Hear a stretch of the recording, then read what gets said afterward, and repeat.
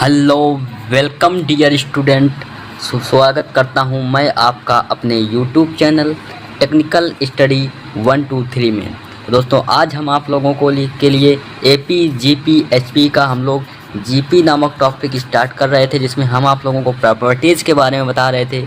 तो दोस्तों, आप लोगों को बता देते हैं कि हमारी क्लासेस जो होती हैं एयरफोर्स, आईसीजी, नेवी के साथ साथ एनडीए 2022 के लिए बहुत ही ज़्यादा इंपॉर्टेंट हैं। तो चलिए दोस्तों, टाइम ना बर्बाद करते हुए आज का अपना सेशन स्टार्ट करते हैं। यदि आप लोगों को वीडियो अच्छा लगा है तो लाइक करें, सब्सक्राइब करें, बेल आइकन प्रेस करें। चलिए स्टार्ट करते हैं। तो कल आप लोगों को हमने कुछ प्रॉपर्टीज़ के बारे में बताया था, आज हम लोग उसके आगे प्रॉपर्टीज़ के बारे में डिस्कशन करेंगे।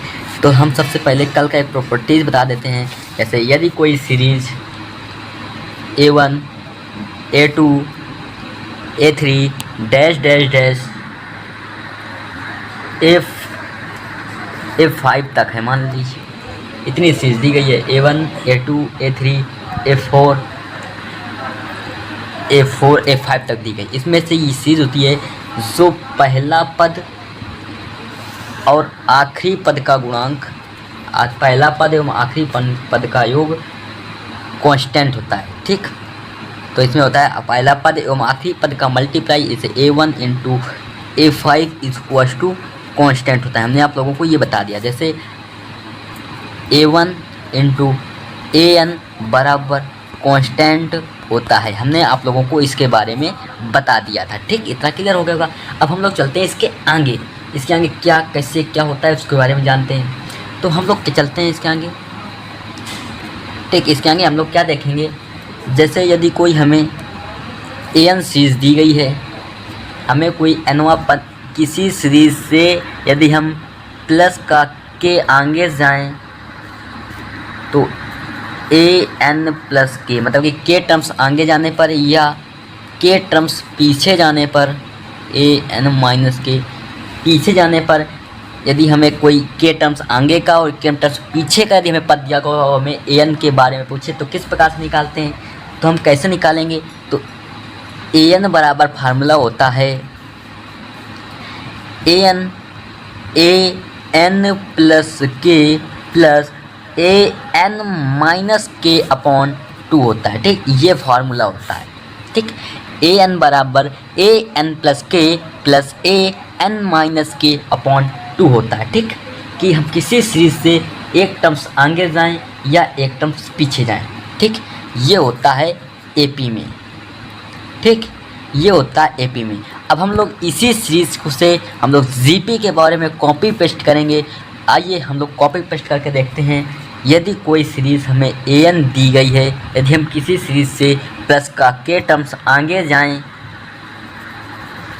और किसी सीरीज़ से यदि हम के टर्म्स पीछे जाएं, तो इसका जब हम AN निकालेंगे तो AN किस प्रकार से निकालेंगे। तो देखिए, GP में एक सीरीज है। यदि कोई सीरीज़ डिवाइड में है तो पावर में जाएगा, और जो चीज़ डिवाइड में है वो चीज़ पावर में जाएगी। ठीक, तो हम लोग इसको कॉपी करते हैं। कैसे कॉपी करेंगे, ये देखिए यहाँ पे चीज़ कैसे जाती है। ये 1/2 डिवाइड में है तो यहाँ से देखिए ये आ जाएगा अंडर रूट AN माइनस के, जो चीज़ प्लस में होती है वो चीज़ मल्टीप्लाई में जाती है इंटू AN माइनस के। ठीक, ये आ जाता है। ठीक, ये फार्मूला है आप लोग GP के बारे में, ये होता है GP में। ठीक, हम लोग किसको AP का याद कर लेंगे और GP के बारे में हम लोग निकाल सकते हैं। ठीक, इतना क्लियर। तो हम लोग एग्जाम्पल देखते हैं। एग्जाम्पल क्या देखेंगे हम लोग। जैसे कोई एग्जाम्पल दिया गया है, जैसे कोई सीरीज दी गई है 1, 2, 4, 8, 16, 32, 64। ठीक, हमें कोई चीज़ निकालना है। मान लीजिए कि हमने पहला पद छोड़ के यदि हम किसी भी टर्म्स को पकड़ लेते हैं तो उससे किसी निश्चित टर्म्स के आगे जाने पर या किसी निश्चित टर्म से पीछे जाने पर दोनों का मल्टीप्लाई का अंडर रूट ही वही संख्या मिलती है। मान लिया हमने यहाँ पे 8 पकड़ लिया। अब इसी 8 से हम लोग कितना 3 टर्म्स आगे जाएंगे प्लस का 3 और 3 टर्म्स पीछे जाएंगे। ठीक, 3 टर्म्स हम लोग पीछे चले गए। अब पीछे चले गए तो हम लोग फार्मूला होता है, हमें A8 निकालना है। किस प्रकार से निकालेंगे? देखिए 8 नहीं, हमें निकालना है 1 2 3 4 A4 निकालना है। A4 का इस प्रकार से निकलेगा अंडर रूट पहले प्लस के यानी 3 टर्म्स n प्लस 3 मतलब कि 4 प्लस 3 यानी 7। 1 2 3 4 5 6 7, ये 7वां टर्म है A7। तो A7 रख देंगे, यहाँ पे लिखेंगे हम लोग, पहले फार्मूला लिखेंगे A7 इंटू A1। ठीक, अब A7 का मान दिया गया है कैसा 64, A1 का मान दिया गया है 1, 64 का अंडर रूट होता है 8। मिला हमें वाई टर्म्स। ठीक, इतना क्लियर, हमें इतना वाई टर्म्स मिल गया। और जब हमें वाई टर्म्स मिल गया, अब हम लोग इसके आगे देखते हैं। एक और आप लोगों को दिखा देते हैं निकाल के। ठीक, अब हम लोग क्या करेंगे, हम लोग यहाँ से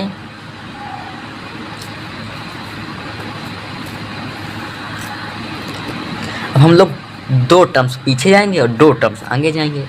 तो A4 जो निकालना है हमको, किस प्रकार से निकालेंगे? 2 टर्म्स जाएंगे तो हमें निकालना पड़ेगा A2 under root A6 into A2 multiply कराएंगे तो 32 इंटू 2 यानी अंडर रूट 64। अंडर रूट 64 ले लेंगे तो 8 का अंडर रूट 64 होता है, 64 का अंडर रूट 8 होता है। ठीक, इतना क्लियर। अब इतना क्लियर हम लोग, अब इतना ना जाके अब आप लोग जाएंगे, अब आगे वाले का और दिखा देते हैं आप लोगों के लिए।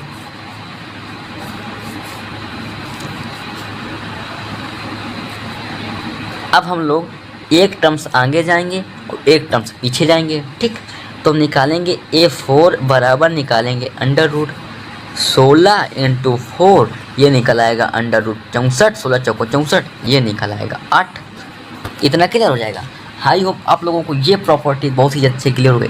यदि हमें an यानी कोई टर्म्स ज्ञात करना है, यदि उसी टर्म से यदि आगे जाएं, n टर्म्स यानी k टर्म्स आगे जाएं या k टर्म्स पीछे जाएं, उसके लिए वो पद निकालने के लिए ये फार्मूला होता है। ठीक, इतना क्लियर। अब हम लोग इसके आगे समझते हैं, इसके आगे क्या और कैसे है वो भी समझ लेते हैं। एक क्वेश्चन दिया गया है, उसको समझते हैं। क्वेश्चन में क्या दिया गया है, यदि एनडीए का क्वेश्चन हम लोग डाल देते हैं। एनडीए यदि ए पी प्लस क्यू बराबर एम और ए पी माइनस क्यू बराबर एन, तो ए पी बराबर क्वेश्चन मार्क, इसको हमें निकालना है। किस प्रकार से निकालेंगे? तो हम यहाँ से जानते हैं, यदि ये कोई टर्म्स ए पी है, यदि हम इससे प्लस का एम टर्म्स आगे जाएंगे, एम टर्म्स नहीं, प्लस का क्यू टर्म्स आगे जाएंगे, तो क्यू टर्म्स जाने पर तो हमें ए एन प्लस क्यू मिलता है, प्लस का क्यू मिलता है। यदि हम के टर्म्स पीछे जाएंगे तो हमें मिलता है ए एन माइनस, इस जगह के की जगह हम लोग लिखते हैं पी।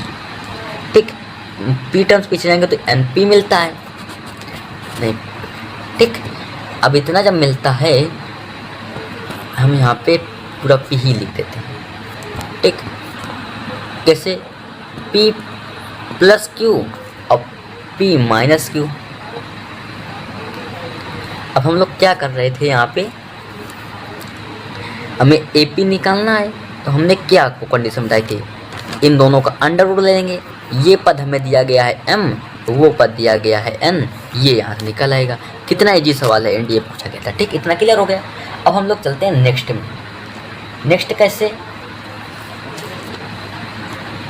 नेक्स्ट प्रॉपर्टी से हमें कोई सीरीज दी गई है,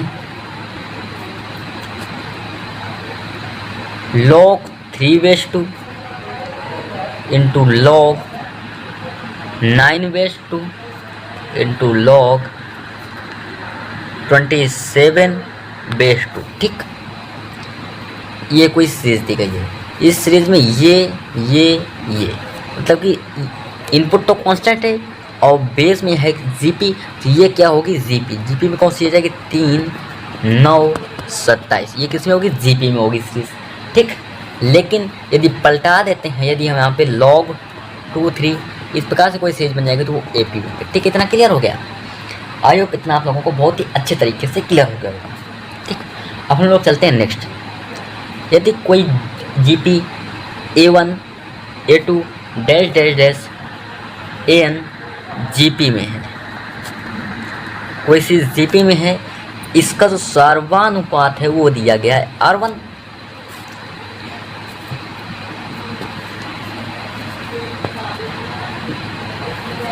और इसका एक नेक्स्ट जीपी दी गई है B1 B2 B3 date BN। ये चीज़ भी किस में है, ये भी चीज़ जीपी में। इसका जो सार्वनुपात है वो दिया गया है R2। तो हमें R1/R2 की वैल्यू फाइंड आउट करनी है। तो यहाँ से हम लोग एक चीज़ जानते हैं कि A1/V1 बराबर A2/B2 बराबर A3/B3 बराबर कहता होता है कांस्टेंट होता है। तो यहाँ से हमें एक चीज़ निकली, यदि हम R की वैल्यू निकालेंगे तो R बराबर निकलेगा R1/R2। ठीक, ये पूरा निकल आएगा मान। ठीक, आई होप आप लोगों को इतना चीज़ बहुत ही अच्छी तरीके से क्लियर हो गया होगा। तो आज की क्लास हम लोग यहीं तक रखते हैं, इसके आगे हम लोग नेक्स्ट क्लास में मिलेंगे। यदि वीडियो अच्छा लगा हो तो लाइक करें, सब्सक्राइब करें, बेल आइकन प्रेस करें और चैनल को सब्सक्राइब करें और शेयर भी करें, जिससे आप लोग और भी दोस्तों को, आपके स्टूडेंट को मिलते रहे ये वीडियो, जिससे टाइम मिलते रहे और आप लोगों को सिलेक्शन में हो जाए तो आप लोगों को धन्यवाद भी करेगा। ठीक, आज क्लास यहीं तक रखते हैं। जय हिंद, जय भारत, वंदे मातरम।